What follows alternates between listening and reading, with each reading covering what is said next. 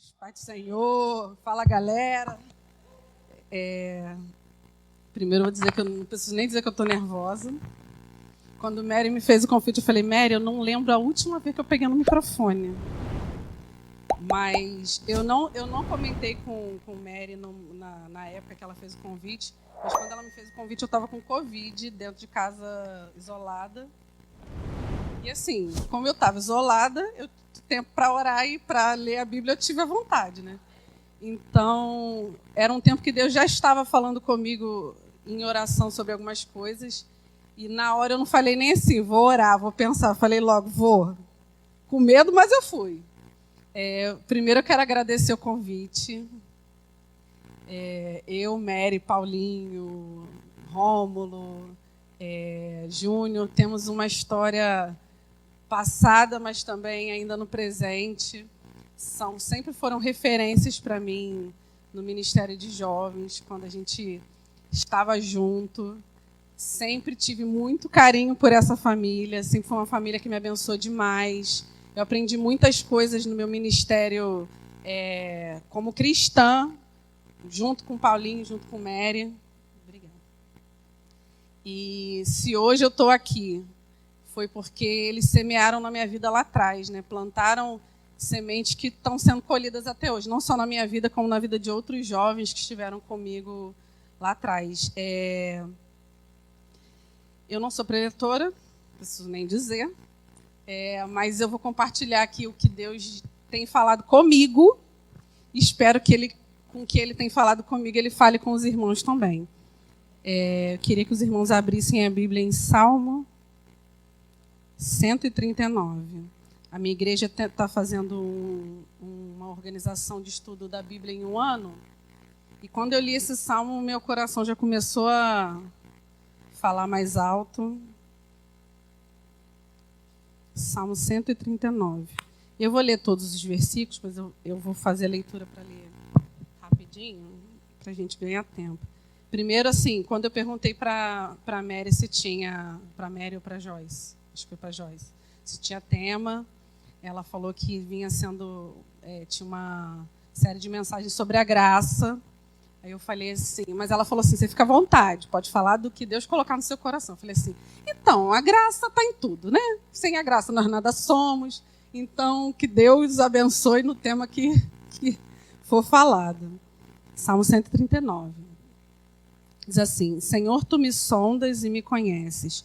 Sabe quando me sento e quando me levanto. De longe percebes os meus pensamentos. Sabes muito bem quando trabalho e quando descanso.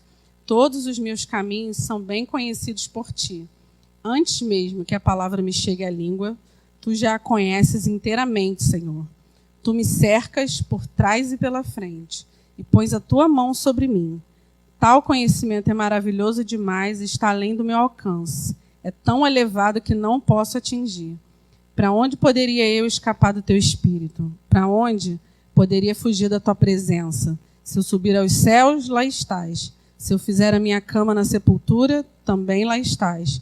Se eu subir com as asas da alvorada e morar na extremidade do mar, mesmo ali a tua mão direita me guiará e me susterá. Mesmo que eu diga que as trevas me encobrirão e que a luz se tornará noite ao meu redor, verei que nem as trevas são escuras para ti.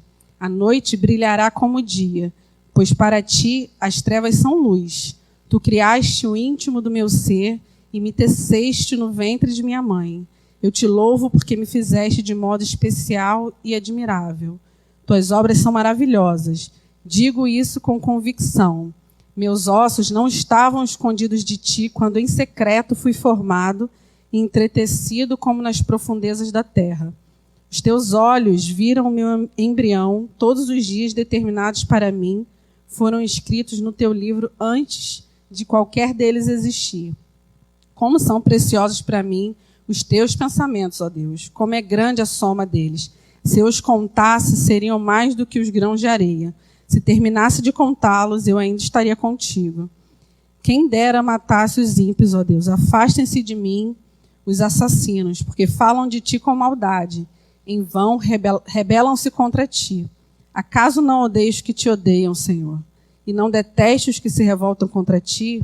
Tenho por eles ódio implacável, considero os inimigos meus. Sonda-me, ó Deus, e conhece o meu coração. Prova-me e conhece as minhas inquietações. Vê se em minha conduta algo te ofende e dirige-me pelo caminho eterno.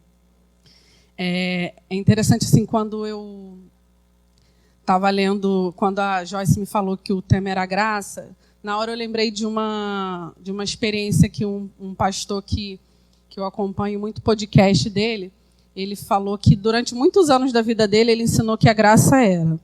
Aí ele foi dando um exemplo, falando a diferença entre juízo, misericórdia e graça. Ele falou, você marca um piquenique, você merece o quê? Você merece chuva, raio e trovão na tua cabeça. Mas aí, o que acontece? Chega lá no dia do piquenique, cai chuva, raio e trovão. Isso é o juízo de Deus. A misericórdia é, você merecia chuva, raio e trovão. Você chega no dia do piquenique, não tem nada. Não tem nem chuva, nem raio, nem trovão. Essa é a misericórdia. E a graça, ele fala, você vai para o piquenique com a expectativa da chuva, do raio e do trovão, e além de não ter chuva, raio e trovão, você chega lá, Deus ainda te presenteia com um dia ensolarado, com uma brisa, passarinho cantando. Essa é a misericórdia. Mas ele falou que muitos anos ele ensinou a graça como isso. Só que ele entendeu que a graça é uma oportunidade que Deus nos dá de transformação de vida. Porque às vezes a gente ouve a pessoa falando assim, graça, mas aí a pessoa vai ficar pecando a vida toda e Deus perdoando e nunca que acaba? Sim. Porque Deus sempre vai nos dar uma segunda chance, uma nova oportunidade de transformação de vida, de mudança. Quem escreveu esse salmo foi Davi. Esse salmo fala sobre a onipotência, a onisciência, a onipresença de Deus. E Davi, ele foi um exemplo disso, de que ele aproveitou as segundas chances que Deus deu a ele. E que a gente também tem esse coração ensinável para aprender e aproveitar todas as oportunidades que Deus tem nos dado. Quando eu estava lendo esse salmo, me chamou a atenção no verso de 13 a 16, diz assim, tu criaste o íntimo do meu ser e me teceste no ventre de minha mãe. Eu te louvo porque me fizeste de modo especial e admirável. Tuas obras são maravilhosas, digo isso com convicção. Meus ossos não estavam escondidos de ti, quando em secreto fui formado e entretecido, como nas profundezas da terra. Os teus olhos viram meu embrião. Todos os dias determinados para mim foram escritos no teu livro, antes de qualquer deles existir. E quando eu li esse trecho, Deus falou no meu coração, nós não somos um acaso. Nenhum de nós. Você pode ter sido fruto de um estupro, você pode ter sido fruto de abandono paterno e materno, você pode ter sido fruto de uma gravidez não planejada, quer dizer, não planejada pelos seus pais, né? Mas foi planejada pelo Senhor. Porque se você chegou até aqui, se você nasceu, é porque Deus tem plano e projeto para a tua vida. Então, nós não somos um acaso. Por mais que as nossas histórias e as nossas trajetórias, as nossas caminhadas de vida digam, ou que o diabo diga isso para a gente, mas nós não somos um acaso. Nesse verso fala que quando a gente estava sendo formado, Deus já estava lá. Eu vou pedir para vocês abrirem Isaías 49, 1. Eu gosto muito de uma versão que é a NVT. Eu vou ler aqui no meu celular. Que diz assim, Isaías 49, não falei, né? Isaías 49, 1.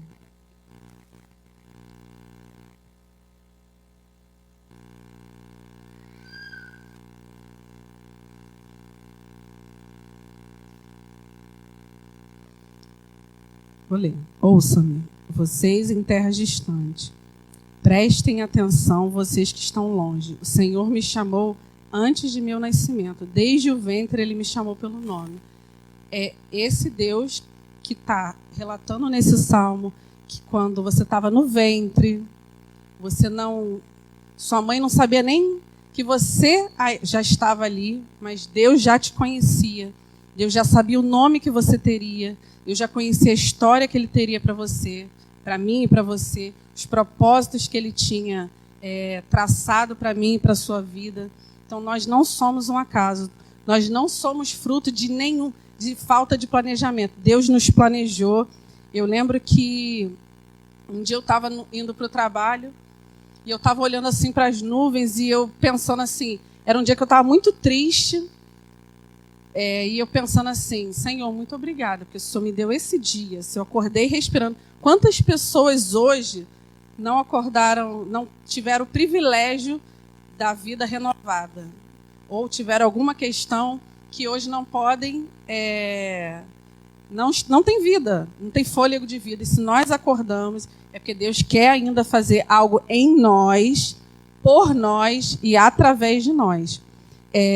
Outra coisa que me chamou a atenção nesse verso é que a gente sempre ouve, né, que a luta pela vida, quantos espermatozoides, né, estavam ali naquela luta para fecundar o óvulo, e nós vencemos essa corrida, estamos aqui. Se nós vencemos, Deus permitiu que vários daqueles não chegassem até o final da corrida, porque Deus ainda tem algo a revelar para as nossas vidas, através das nossas vidas.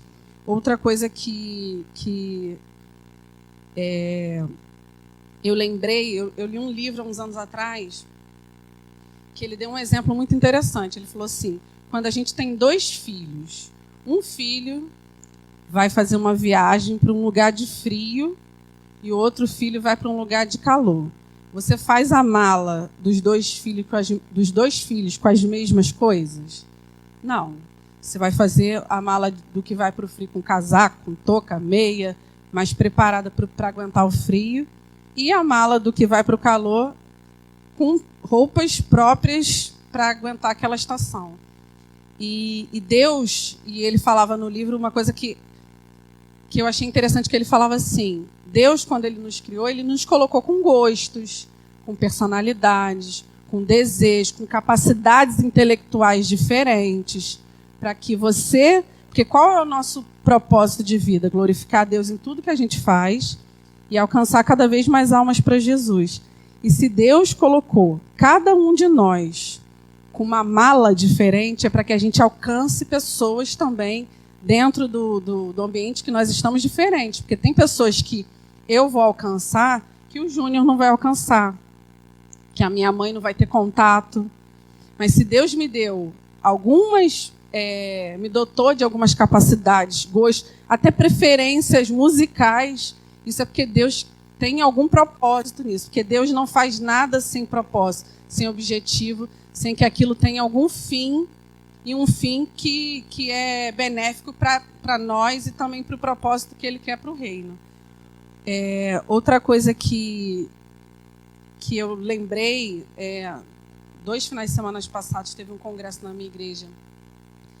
O tema era sobre identidade e foi muito importante coisas que eu ouvi, porque ele falou um dos pastores que pregou, ele falou uma frase que ficou na minha cabeça. Ele falou: não se compare, se descubra. Enquanto a gente fica tentando se comparar com o outro, ou encontrar na gente coisas que a gente pode melhorar, que a gente ainda não chegou no patamar que o outro, a gente não se descobre e não entende de fato, a gente não se conhece, não sabe de fato como Deus quer nos usar.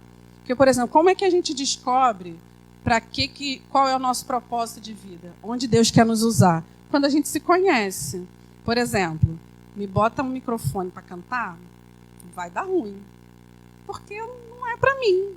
Mas isso o quê? Eu poderia estar insistindo nesse ministério? Poderia. Mas eu sei que Deus não quer isso para a minha vida.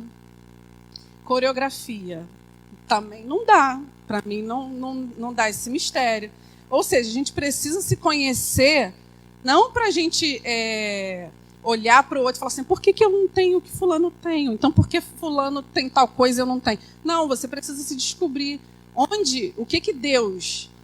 Porque, assim, nós não somos iguais. E exatamente isso que traz a beleza da vida.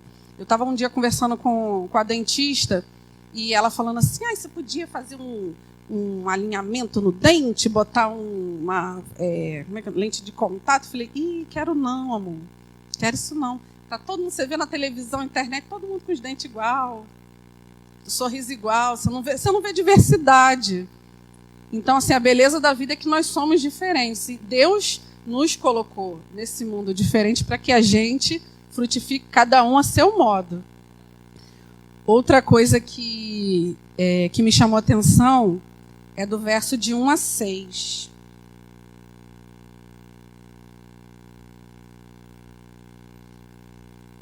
Eu não vou ler novamente, mas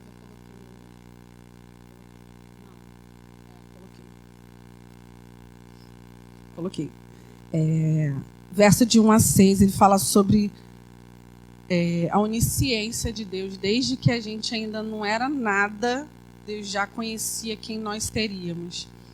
E isso diz para nós que nós somos o que Deus diz que nós somos. Porque o mundo, as pessoas, as circunstâncias que a gente vai viver ao longo da vida vai querer nos colocar rótulos, vai querer nos colocar em lugares onde Deus não quer que nós estejamos. E como que a gente entende qual é, de fato, o nosso lugar? Quando a gente sabe o que Deus diz que nós somos. Nós somos filhos amados do Pai. Essa é a nossa identidade em Cristo. Nós somos filhos amados do Pai. E que ninguém, nem nada, nenhuma circunstância que você viva diga o contrário para você. Eu lembro de um pastor que eu estava vendo uma pregação e ele falou uma coisa interessante. Ele falou assim,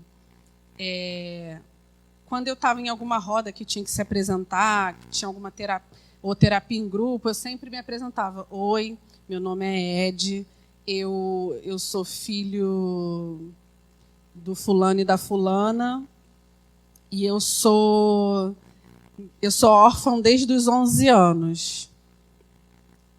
Assim como, por exemplo, eu podia chegar aqui, meu nome é Laís, eu sou membro da Primeira Igreja Batista de Irajá, sou filha da Maria de Fátima do César, sou professora de geografia. Mas algum dessas realidades da minha vida, desses lugares sociais que eu ocupo, definem quem eu sou em Deus? Não. Porque eu sou filha amada do Pai. Sabe por quê? Eu posso decepcionar. Eu posso ser decepcionada e decepcionar no trabalho. Eu posso me decepcionar e decepcionar os meus pais. Mas nada disso define quem eu sou. Porque eu continuo sendo filha amada do Pai, independente da circunstância, o desafio que você vai viver.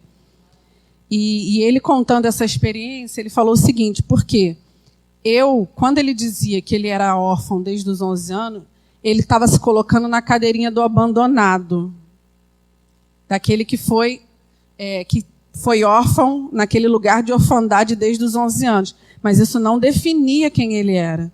Quem definia quem ele era Deus. E Deus o definia como filho amado do Pai. Tem um exemplo na Bíblia, que é Gideão, que está em Juízes 6.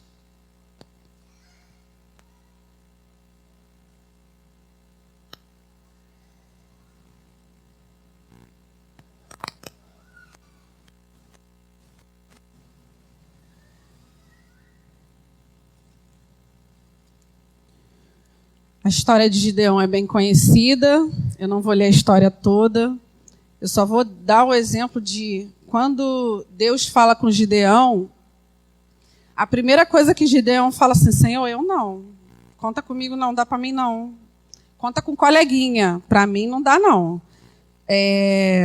Quem Gideão achava que ele era? Juízes 6, de 13 a 15. Ele diz assim, Senhor, Gideão respondeu, se o Senhor está conosco, por que aconteceu tudo isso? Onde estão todas as suas maravilhas que os nossos pais nos contam quando dizem, não foi o Senhor que nos tirou do Egito, mas agora o Senhor nos abandonou e nos entregou nas mãos de Midian. Então ele estava dizendo o quê? Só o povo esquecido, o povo abandonado. 15.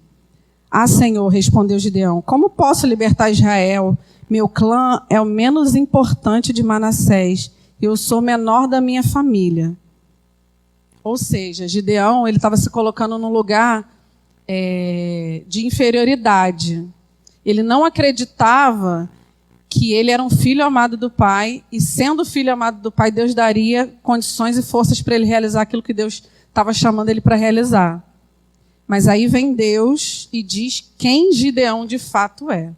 Porque Gideão, ele acreditava que ele era o abandonado, o rejeitado, o menor, o incapacitado, o sem habilitação para fazer aquilo que Deus estava chamando. Mas Deus dizia o contrário de Gideão. Versículo 12 e 16. Então o anjo do Senhor apareceu a Gideão e lhe disse: o Senhor está com você, poderoso guerreiro. O 16. Eu estarei com você, respondeu o Senhor, e você derrotará todos os midianitas como se fossem um só homem. Ou seja, Deus estava dizendo para Gideão: tudo bem, eu sei que você está dizendo aí que você não tem capacidade nenhuma, mas eu estou dizendo o contrário. Eu estou dizendo que de fato você é. Porque você não é pela sua própria capacidade, pela sua própria força. Você é porque eu estou dizendo que você é. E eu estou te capacitando para fazer aquilo que eu quero que você faça. E quantas vezes a gente faz isso aí? Eu mesma sou um exemplo disso. Mary Paulinha aí vai lembrar da minha época de mais nova, quantas vezes eu fugi de um monte de coisa. Eu sempre queria me esconder, sempre queria trabalhar nos bastidores, sempre fugindo. Ainda fujo bastante, inclusive. Mas, o quanto eu puder, eu estou fugindo, né? Mas tem hora que Deus fala, igual falou para Gideão, aí não tem, cerca a gente de um jeito que não tem mais como fugir. Mas a gente não pode fugir daquilo que Deus está chamando a gente. Se Deus tem colocado algo na sua mão para fazer, eu não sei o que Deus tem falado individualmente para vocês, mas Deus tem alguma coisa para fazer na vida de cada um. Eu não sei o que é, mas eu sei que Ele está falando com você de alguma forma. E Ele quer usar você no teu potencial, naquilo que Ele já te deu. Deus não vai te colocar numa situação... Claro, tem situações que Ele ainda vai te preparar para coisas maiores, mas Ele já te deu muitas coisas e Ele quer que você faça uso do potencial que Deus te deu. Outra coisa que Deus também fala nesse texto, que é no verso 1 e no 2, que é logo no início. Deixa eu voltar lá para o Salmo 139.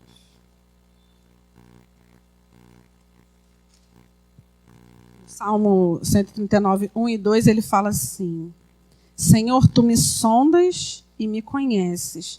Sabes quando me sento e quando me levanto. De longe percebe os meus pensamentos. Quando eu estava lendo esse texto, eu falei assim: o Senhor vê muitas das nossas ações, mas o Senhor sonda também o que nós estamos fazendo. Porque muitas vezes nós fazemos coisas que são admiráveis, mas a intenção só Deus sabe, se é boa ou se é ruim. Só Deus tem poder para sondar as nossas intenções reais e de fato que a gente está fazendo aquilo. Por exemplo, às vezes a gente vai fazer alguma doação. É uma atitude boa? Mas às vezes você faz aquela doação para aparecer, para mostrar que você tem mais que o outro. E só Deus tem condições de sondar se de fato você fez aquilo com uma boa intenção ou não. Quando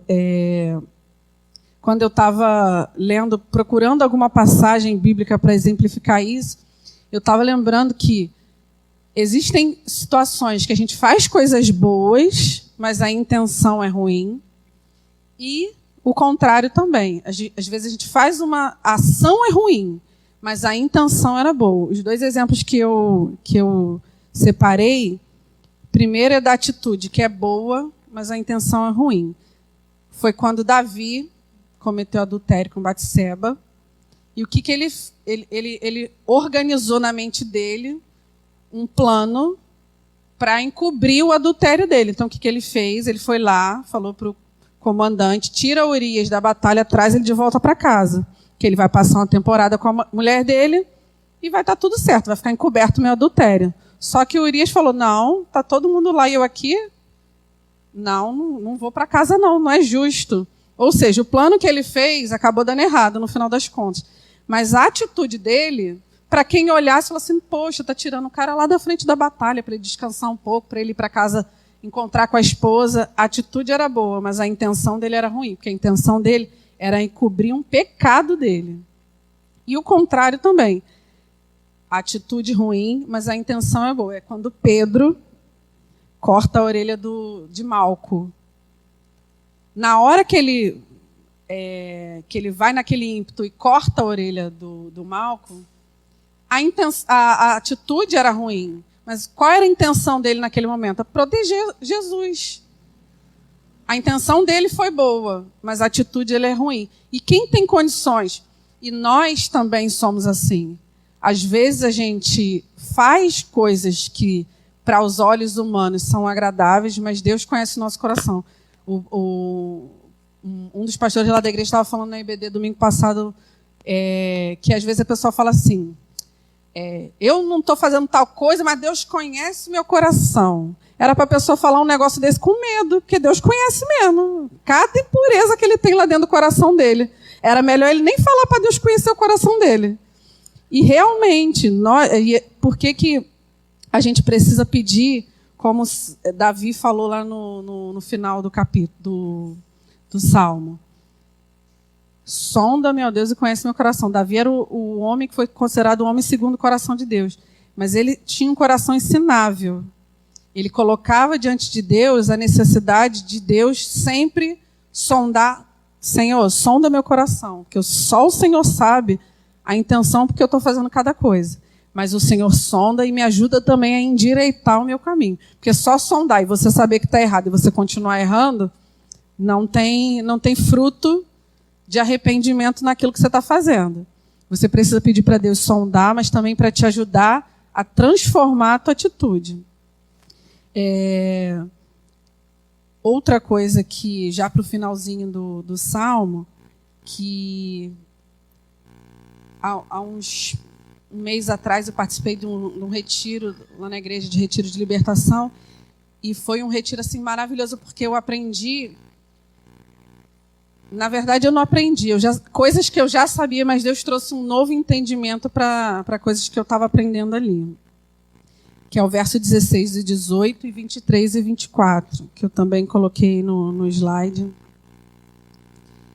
No verso 16, ele fala assim: os teus olhos viram o meu embrião. Todos os dias determinados para mim foram escritos no teu livro antes de qualquer deles existir. Ou seja, cada momento que a gente vive e vai viver, Deus já conhece. No momento que você foi decepcionado, no momento que você foi traído, no momento que você teve alguma frustração, se decepcionou com alguém, todos esses momentos. Mas também os momentos de felicidade, de alegria, tudo que você viveu, Deus já conhecia e conhece o presente, passado e futuro. E isso é importante a gente entender, porque a gente nunca está só. Por mais que a circunstância, o momento que a gente esteja vivendo, a gente se sinta só, Deus nunca nos abandonou, em momento algum. Em nenhum momento, Deus te deixou sozinho. Em situação nenhuma que você viveu. No verso 17, ele fala assim: como são preciosos para mim os teus pensamentos, ó Deus. Como é grande a soma deles. E eu lembrei de Jeremias 29, 11.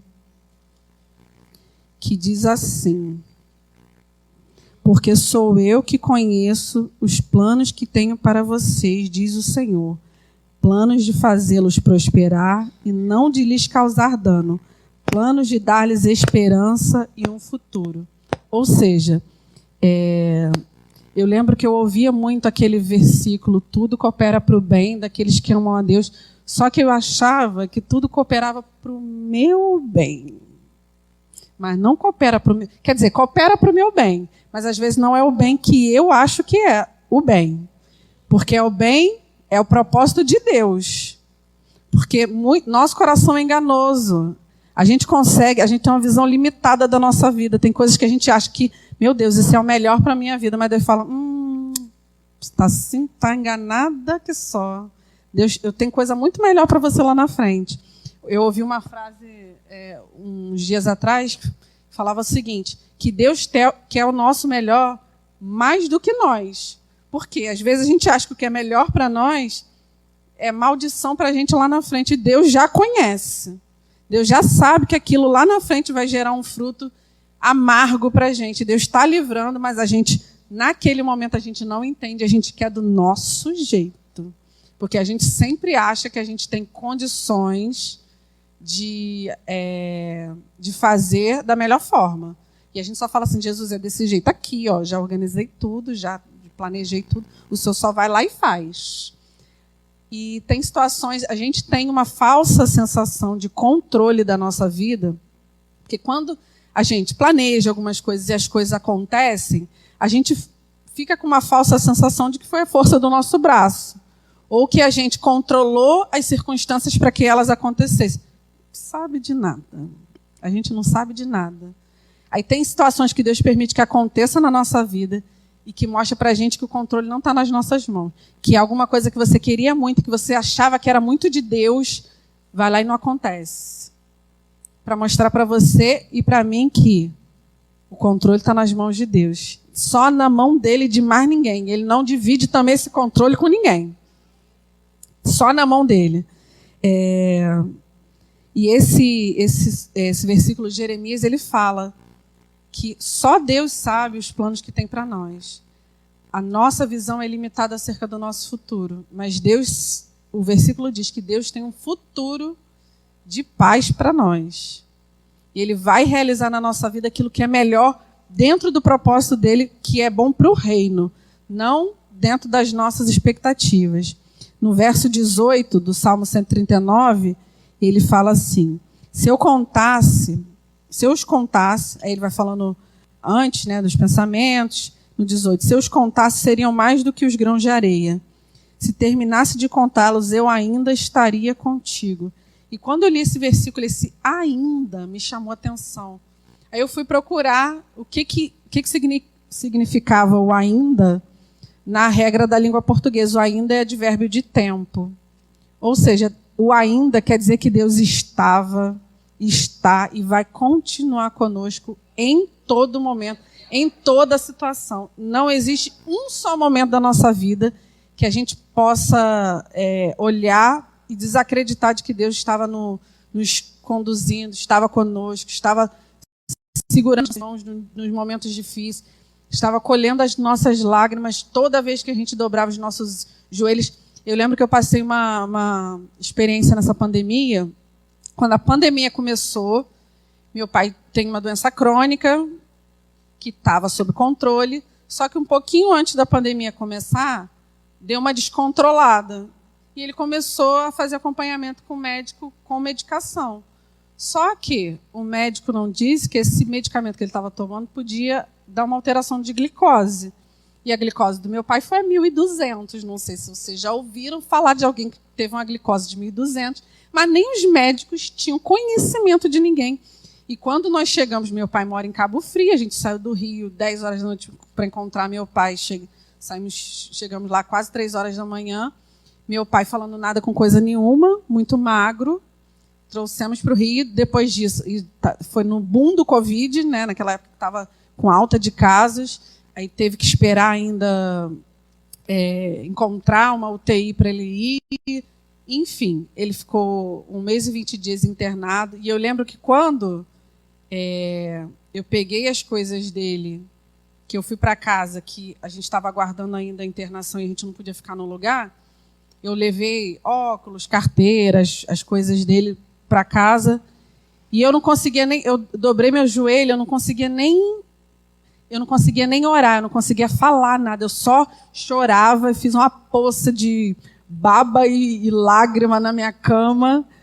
E Deus trouxe aquela passagem de Jesus acalmando a tempestade. Eu lembro até hoje. Depois desse momento todo, eu lendo esse texto. E, de fato, Deus acalmou a tempestade. Meu pai ficou extremamente... Meu pai sempre foi ativo, trabalhava, morava sozinho, fazia as coisas dele, fazia atividade física. Ele ficou totalmente dependente, não andava, não tomava banho sozinho, não fazia nada sozinho.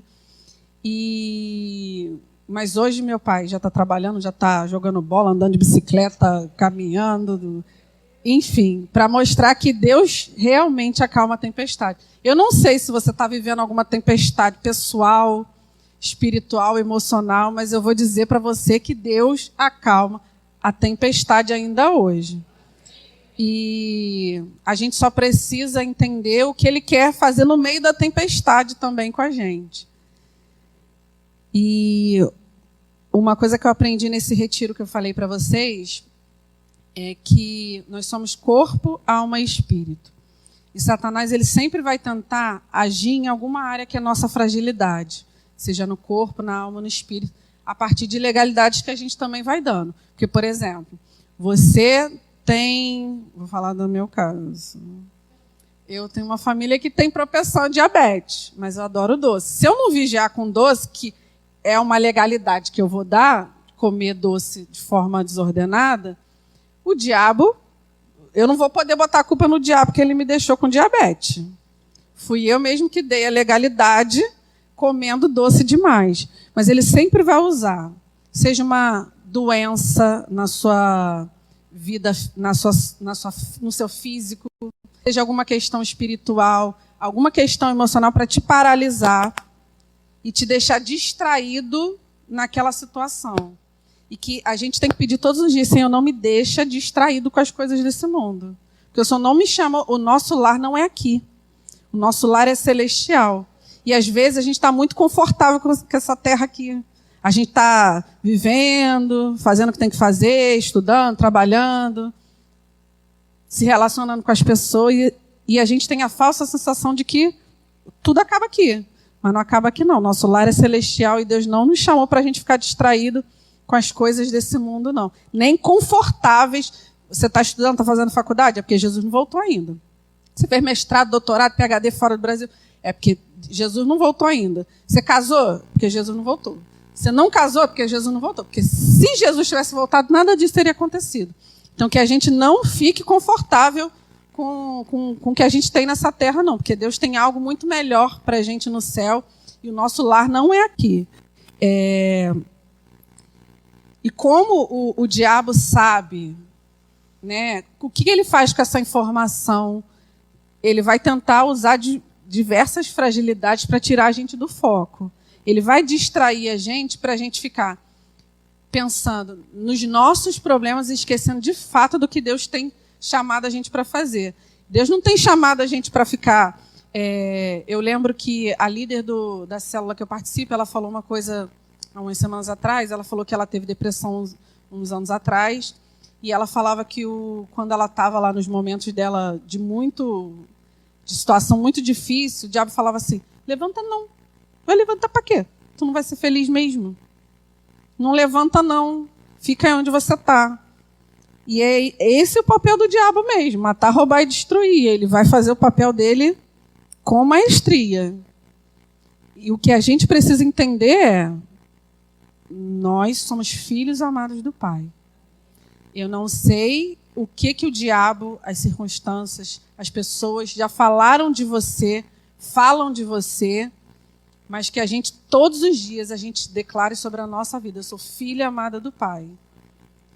Porque às vezes a gente ouviu muitas palavras que marcaram e geraram feridas na nossa alma, dizendo que você era burro, que você não aprendia.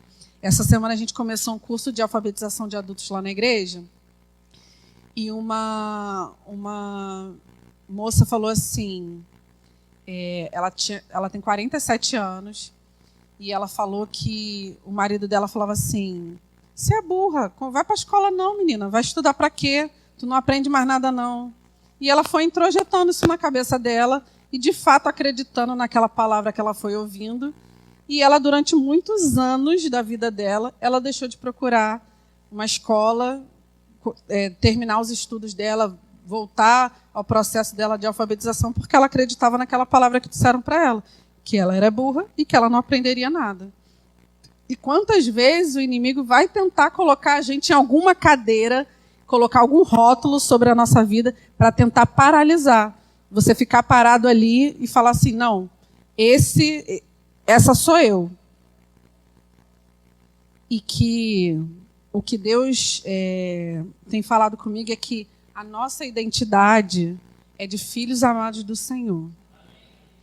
Se algum dia alguém, alguma circunstância, se um dia você foi decepcionado, frustrado por alguém, você não é essa decepção que você viveu. Você não é essa frustração que você viveu. Você não é essa traição que você viveu. Você não é nada disso que você viveu. Você é filha amada do Pai. E que nada, nem ninguém possa definir nada além daquilo que Deus já disse que você é. Eu vou pedir que você coloque a mão no seu coração. Eu vou orar agora para a gente finalizar. Jesus, tem hora, né? Vou pedir que você coloque a mão no seu coração e você lembre, se em algum momento na tua vida, na tua trajetória, você ouviu alguma palavra que te paralisou, que te incapacitou, que te desabilitou a continuar aquilo que Deus tem para a tua vida, você vai ser cancelado agora em nome de Jesus. Eu creio no poder da palavra. E você vai ser curado e você vai caminhar na direção do Senhor. Oremos. Pai, muito obrigada pelo privilégio e oportunidade de estarmos aqui reunidos nessa noite. Nós cremos, Senhor, no teu poder de realizar aquilo que não damos conta de realizar. Senhor, nós dizemos nessa noite que amamos o Senhor, não somente por aquilo que o Senhor pode fazer por nós, mas por tudo que o Senhor é na nossa vida. Senhor, nós te agradecemos pelo privilégio e oportunidade da vida que o Senhor tem nos dado, é porque o Senhor ainda tem alguns planos, projetos e sonhos a realizar em nós, por nós e através de nós. E eu coloco agora os meus irmãos diante do Senhor. O Senhor os conhece desde o ventre da mãe deles. Antes que eles fossem formados, o Senhor já chamava cada um pelo nome. O Senhor já conhecia a história, a caminhada de cada um. Nós colocamos diante de Ti, nessa noite, Senhor, se houve alguma palavra de maldição, alguma decepção, alguma circunstância, algum desafio, alguma situação, Senhor, que colocou cada um deles, Senhor, no lugar onde o Senhor não quer que eles estejam. Que o Senhor esteja cuidando, libertando, limpando o coração de cada um dos meus irmãos e que eles possam prosseguir para o alvo, que é o Senhor Jesus, que é glorificar o teu nome, que é viver, Senhor, na tua presença, viver santidade, em santidade com o Senhor, porque o Senhor ainda tem planos e projetos a fazer em nós, por nós e através de nós. Que nós não venhamos, Senhor, acreditar naquilo que o inimigo tem colocado nas nossas mentes, que nós possamos estar com os nossos ouvidos atentos e sensíveis à voz do teu Espírito, para ouvirmos a voz do nosso pastor que diz que nós somos filhos amados do Senhor. Não importa aquilo que vivemos, que estamos vivendo e que ainda vamos viver, porque o Senhor já declarou sobre as nossas vidas que somos filhos amados do Senhor. Muito obrigada porque o Senhor tem falado conosco através da tua palavra.